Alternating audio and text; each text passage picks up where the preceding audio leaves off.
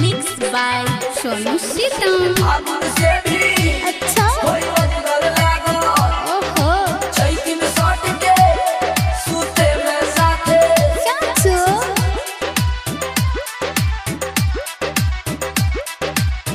देवरू ना होई हमसे खेत के कटैया हो खेत के कटैया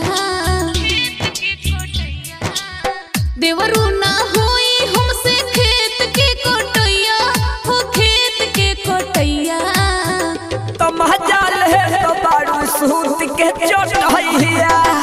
तो भोला कैसे होई गेहूं के कटैया रतिया में भैया तोहर करले खटैया हो करले खटैया तो महजाल है तो बारू सूत के चटैया तो भोला कैसे होई गेहूं के कटैया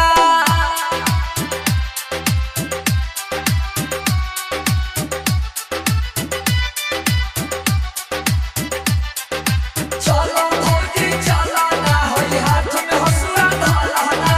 चलो भौजी चलो ना होई हाथ में हसुआ धलहना सुत हुन देले बड़ी खोल हो रात भर चलौले बड़ी हॉल हो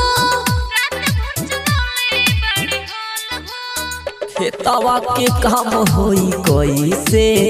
खींच ले लून कर भल हो जहगे के बेरावा पिया मिलाऊं भैया अरे मिलाऊं भैया तो महजाल है तो बारू सूत के चटैया तो भोला कैसे होई गेहूं के कटैया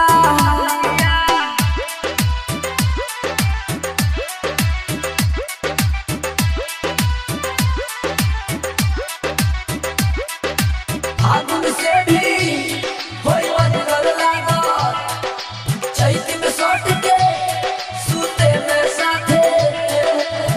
हाड़ में समाला जब जाड़ हो दे दिल देही अब भार हो दे दिल देही अब भार हो 4 बजे भोरवे में जगी हो हसुआ में धरैले बानी धार हो उठियो ना जाला धर देह में टटैया और देह में टटैया तो महजाल है तो बारू सूत के चटैया तो भोला कैसे होई गेहूं के कटैया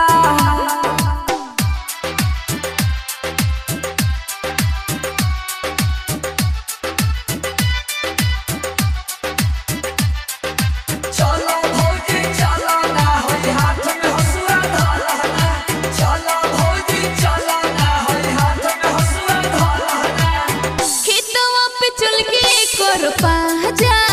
लेट रोज कोई दिल राजा लेट रोज कोई दिल राजा